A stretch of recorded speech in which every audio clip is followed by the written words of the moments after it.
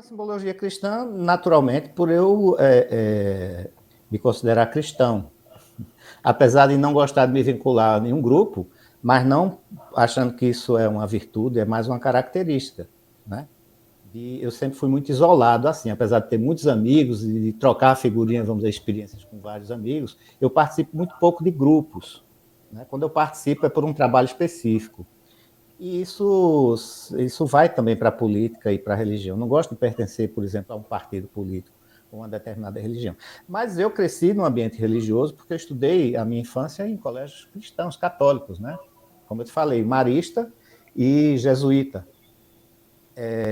E o ambiente que eu circulava naquele tempo, então, era predominantemente católico. As casas dos amigos tinham esses símbolos, tinham imagens. Minha mãe mesmo tinha uma imagem de uma Nossa Senhora, uma coisa lá, rezava, mas não ia para a igreja, mas tinha essa simbologia toda. Então, eu acho que, assim, a figura que eu digo, não a imagem, né?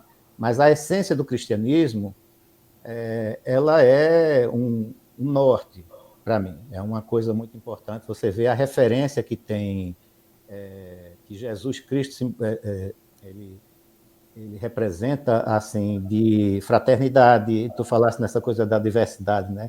De quebra de preconceitos, de sectarismo, né? Quer dizer, ele é uma figura que está presente no comportamento humano, né? O Evangelho, assim, resume coisas que estão presentes na nossa sociedade até hoje, né? Se você pega, assim, vida, morte, é, tortura, punição, alegria, política, né, contestação, isso tudo está presente ali. A gente pode transpor isso para o nosso tempo também. Então, essa simbologia faz parte da minha vida. Eu não posso falar, por exemplo, do islamismo, é uma coisa que eu conheço muito pouco. E também não sou ligado ao Islã, como sou ligado ao judaísmo, apesar dessa ligação com o cristianismo e tal, mas não é. O meu ambiente é um ambiente vivido dentro da cultura cristã. E os símbolos, eles são muito.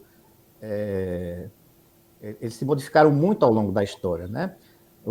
Acho que assim, a simbologia simples do oratório, de você colocar uma fruta dentro, ela é muito simples até de perceber, né? De você pegar um objeto que ele serve como algo para adoração de uma pessoa ou de um grupo, que é o oratório. Isso tem muito em casas de pessoas católicas, né? E você tira uma imagem daquela e coloca uma fruta. Para mim, isso não é um sacrilégio. Isso indica o seguinte: que você tem que adorar aquilo que lhe alimenta, aquilo que é natureza, que não deve ser destruído, que deve ser preservado. Então, essa simbologia ela vai por aí, né?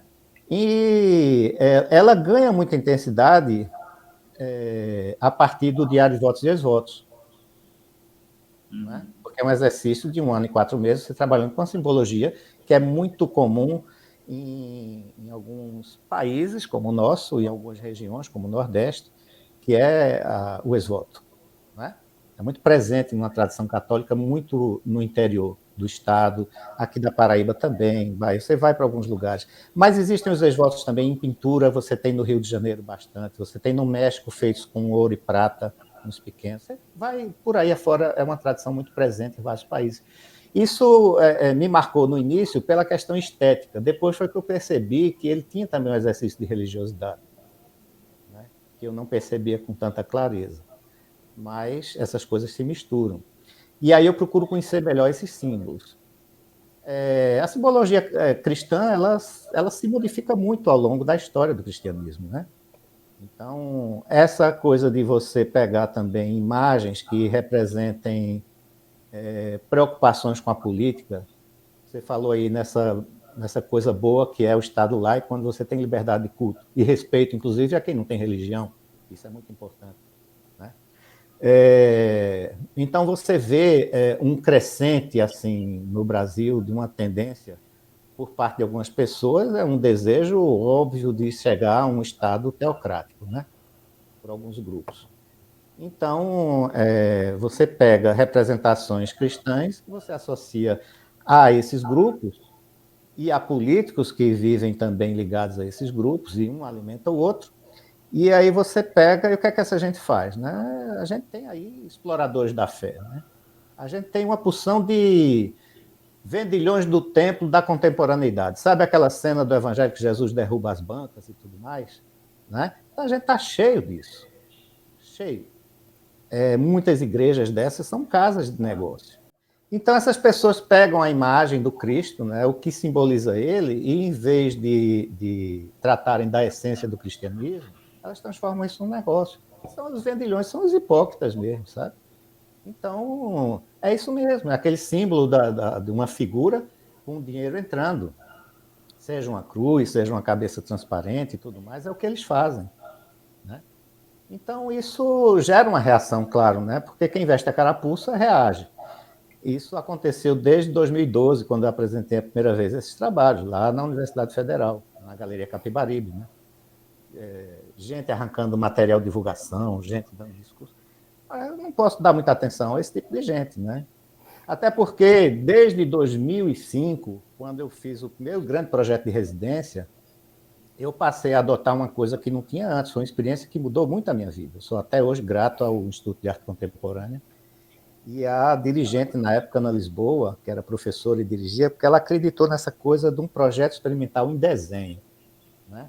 E aí foi quando surgiu essas lonas grandes. Eu inverti a escala, foi em seguida do Diário de Votos e Ex-Votos, inverti a escala para trabalhar com outra coisa, que eu só via trabalho pequeno na minha cabeça, precisava desintoxicar disso.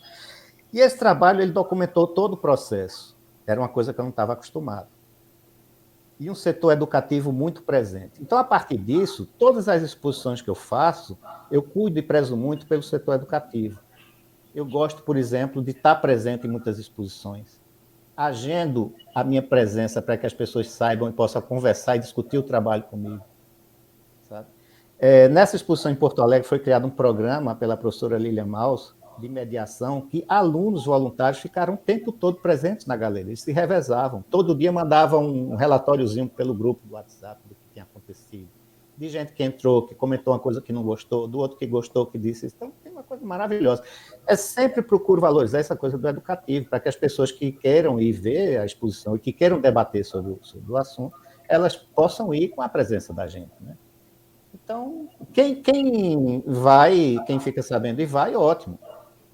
E quem não participa disso e, por alguma razão, vai e rasga um material de divulgação, como aconteceu lá na universidade, vários tirando coisa, dá um discurso, não sei o quê. Bom, essa gente eu não posso dar atenção. A gente tem a oportunidade de ir, eu não posso estar à disposição justamente deles que não vão quando a gente agenda. Né? Mas acho que é normal o tipo de reação assim. A princípio, alguns porque não entendem aquilo. Né? E às vezes acham que aquilo você está fazendo uma determinada coisa irônica e tal. Depois que você conversa, tem experiências ótimas de grupos, inclusive grupos religiosos, que foram a exposições. Um maravilhoso que foi na Universidade Federal, uma conversa com um grupo desse, que eram alunos de um grupo do curso de pedagogia de lá. E aí a conversa foi maravilhosa sobre isso, sobre essa questão, mas por que você usou isso, por que isso e tal? E aí, no decorrer da coisa, sabe, ficou tudo muito claro assim e não houve nenhum problema, né? Agora, as pessoas que têm assim a identificação direta com algum trabalho mais crítico, porque meu trabalho, como eu te disse, é muito cheio de subjetividade.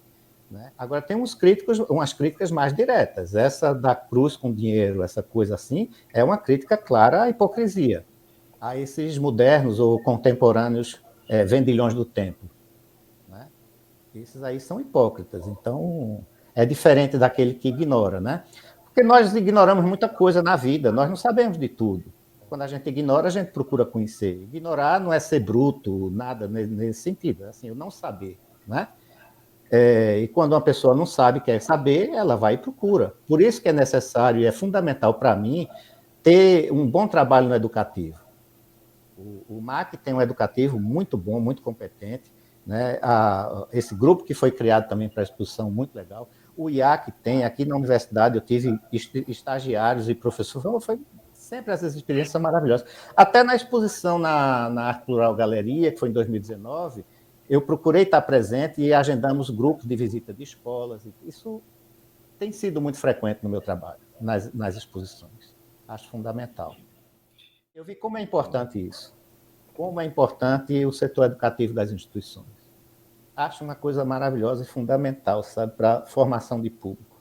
Você vê uma coisa curiosa, né, que eu conversei com algumas pessoas, porque algumas pessoas também, falando no trabalho na simbologia, acham que você tem uma ideia e faz uma coisa com um determinado objetivo. Nem sempre é assim. Às vezes você encontra umas coisas e aí você tira partido daquilo. Um dos trabalhos que um grande amigo meu, que é muito católico e que é escritor, ele uma vez chegou e fez assim, já na exposição lá de 2012, na Galeria Capibaribe, dentro da universidade, diz assim, Dom Fernando viu esse trabalho, Dom Fernando é o bispo daqui. Eu acho que não, porque ele achou muito irônico os cristos dançando. Aí, eu pensando sobre aquilo, olha, isso surgiu, não foi uma ideia fazer aquele agrupamento, aquilo eu vi depois no processo de lixação das peças, em cima da mesa, porque era para fazer a colmeia, que ainda não estava bem definida. E aí, quando o pessoal arrumou e tal, para ocupar menos espaço, que eu cheguei lá, ninguém tinha percebido, eu disse, olha, isso aqui é uma dança. Né? Então, eu encontrei aquela dança ali. E aí, agora eu vou reconfigurar isso aqui, vou agrupar, vou definir ela com um movimento melhor e tal. Aí fiz aquela dança, né? E aí eu disse, ó, isso não representa ironia, mas alegria, né? No momento que você tira aquela peça da cruz e que você começa a agrupar, aquela sensação de dor que você tem da imagem crucificada, ela desaparece e vira uma coisa lúdica, né? E aí eu pensei logo no primeiro milagre que tem, que o Evangelho conta, que é o casamento, né, onde Jesus transformou água em vinho. Então, você imagina naquele tempo, festas de casamento num lugar pobre, é como no interior, aquilo dura dias às vezes, né? Se falta comida, é uma fartura imensa, se falta comida ou bebida, é um vexame tão grande que a família tem que se mudar dali.